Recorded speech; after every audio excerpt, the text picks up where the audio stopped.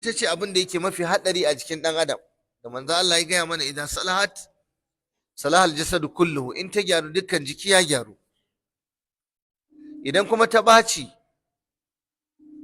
to duk jiki ya ɓaci. Kuma tsoka ce yar ƙarama mala mai daɗin taunawa, amma tana cike da haɗari da tashin hankali a rayuwar ɗan adam. Duk wanda kaga ya shiga wuta malam, wannan ciwon zuciya ne ya shafe shi, kuma shine ake ta faman ya za a warware matsala. Allah tabaraka wa ta'ala ya yi mana bayani a cikin alkurani cewa zuciyar ɗan adam tana iya kamuwa da cututtuka daban-daban, irin fushi, kana fushi da wani, kana gaba da wani,